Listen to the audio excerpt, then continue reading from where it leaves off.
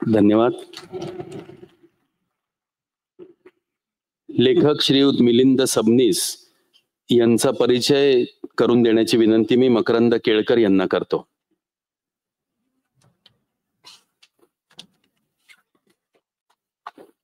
नमस्कार. मिलिंदचा परिचय 2 मिनिटात करून देतोय. आपण नॉर्मली श्रीयुत श्रीमती असं आपल्या नावांच्या समोर लावतो, तसं मिलिंदच्या नावासमोर खरं वंदे मातरम मिलिंद सबनीस असंच लावायला पाहिजे. तेवढं मिलिंदचं काम आहे.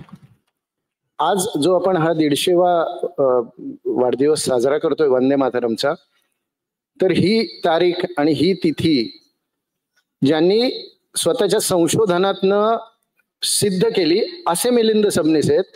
नाहीतर आपल्याला 25-30 वर्षापूर्वी वंदे मातरमची जन्मतिथी असं काही माहिती नव्हतं.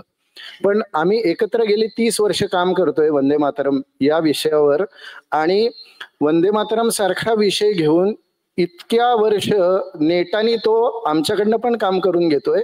आणि असे अनेक कार्यक्रम आम्ही या गेल्या 30 वर्षात, म्हणजे 125वं वर्ष पण आम्ही साजरं केलं होतं वंदे मातरमचं पुण्यात संपूर्ण वर्षभर. तर तेव्हापासून अजून एक जन्मदा नावाची आमची संस्था आम्ही केली, आणि त्याच्यातनं पुढचे ही 25 वर्ष पण काम केलं. तर मला या निमित्ताने सगळ्या तुमच्या वतीने मी इथे मान्यवर दोन्ही मंत्री साहेब उपस्थित आहेत, तर मी असं तुम्हाला आव्हान करतो की मिलिंदचं काम आम्ही गेली 30 वर्ष बघतो आहोत, इतक्या जवळून बघतो आहोत. तर मिलिंदचं काम हे खरं तर पद्मश्री सारखा किताब मिळवण्याच्या तुलनेचं आहे, तोडीचं आहे. तर मी आपल्याला अशी विनंती करतो सगळ्यांच्या वतीने आमच्या, की यासाठी आपण महाराष्ट्र शासनाकडनं जरूर प्रयत्न करावेत. मिलिंदचं काम तेवढं मोठं आहे. धन्यवाद.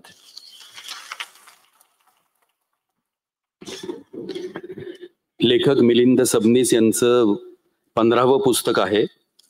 समग्र वंदे मातरम या द्विखंडीय कोशाचं लेखन मिलिंदजींनी केलंय.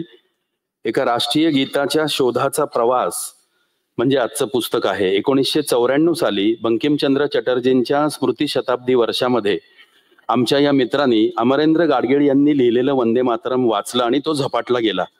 तेव्हापासून त्यांनी संशोधन सुरू केलंय. वंदे मातरम एक शोध हे वंदे मातरमच्या 125व्या वर्षी त्यांनी 1999 साली पुस्तक लिहिलं होतं. त्याचा हिंदी आणि इंग्रजीमध्ये अनुवाद झालाय.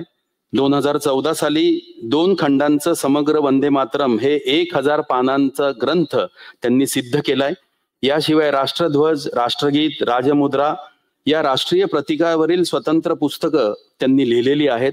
ऋषी बंकिमचंद्र यांचं चरित्र, प्रांतोप्रांतीचे क्रांतिकारक, कहाणी वंदे मातरमची हे नॅशनल बुक ट्रस्टच्या वतीनेच प्रकाशित झालेलं पुस्तक आहे.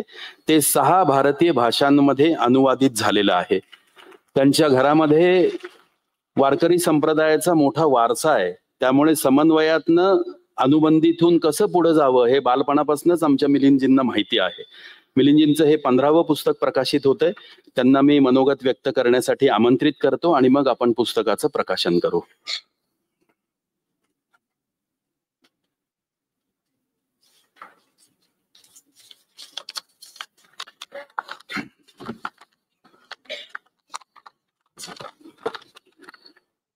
वंदे मातरम.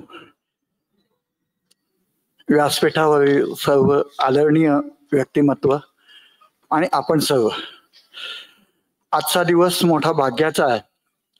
एखाद्या व्यक्तीच्या जयंतीप्रमाणे एखाद्या साहित्य कृतीची जयंती इतक्या मोठ्या प्रमाणात होणं ही कदाचित पहिलीच घटना असेल. इंग्रजांच्या राजसिंहासनाला धक्का देणारे हे वंदे मातरम शब्द ज्यांनी भारतीय स्वातंत्र्य लढ्याला एक निर्णायक वळण दिलं. जगाच्या इतिहासात एखाद्या साहित्य कृतीने एखाद्या देशाचा इतिहास बदलला असेल असं हे एकमेव उदाहरण आहे. जगद्धात्री पूजन म्हणून साजऱ्या केल्या जाणाऱ्या कार्तिक शुद्ध नवमी या अक्षय्य नवमीच्या दिवशी बंकिमचंद्रांच्या प्रतिभेतून हे अक्षय्य असं टिकणारं वंदे मातरम गीत जन्माला आलं. तारखेनुसार आज भारतीय स्वातंत्र्याच्या इतिहासात नवं पान उलगडणाऱ्या सुवर्ण घटनेला 150 वर्ष पूर्ण होत आहे. बंकिमचंद्रांच्या स्मृती शताब्दीपासून म्हणजे 1994 पासून या गीतानं मला भारून टाकलं. आणि गेले 30 वर्ष वंदे मातरम या शब्दाभोवती माझं आयुष्य बांधलं गेलं.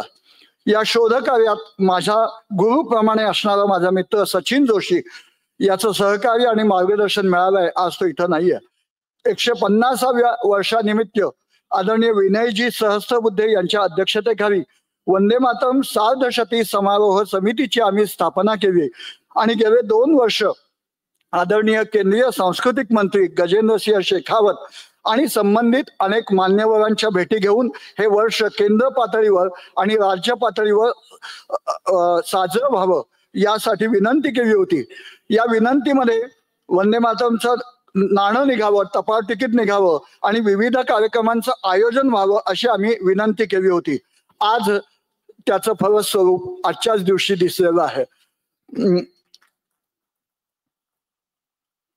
25 वर्षापूर्वी ह्याच रंगमंचावर आदरणीय मोरोपंत पिंगळे यांच्या प्रेरणेतून संपूर्ण देशात सर्वप्रथम पुण्यात याच माध्यमातून मोहनराव आडवणी यांच्या नेतृत्वाखाली वंदे मातरमचं बीज रोवलं गेलं.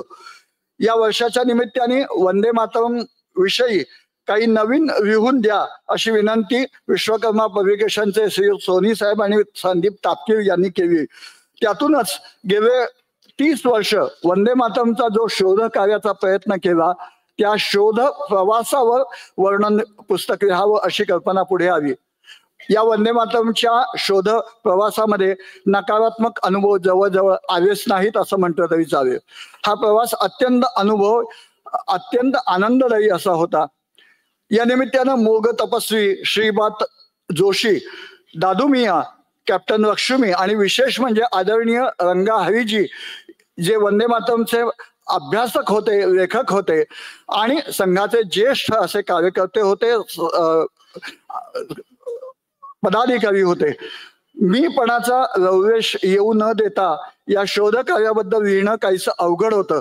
परंतु या कार्यक्रमाच्या निमित्तानं ज्या पुण्यातून 25 वर्षापूर्वी वंदे मातरम शतकोत्तर रौप्य महोत्सव जयंती समिती मोरोपंतांच्या प्रेरणेने सुरू झाली आणि लाल बाळ पाल यांचे तिघही नातू विक्रमदेवजी, जयंतराव टिळक आणि कॉविन पॉल आणि त्याचप्रमाणे भाई महावीरजी म्हणजे भाई परमानंदांचे चिरंजीव यांच्या उपस्थितीमध्ये याच ठिकाणी याच दिवशी 25 वर्षापूर्वी कार्यक्रम झाला होता.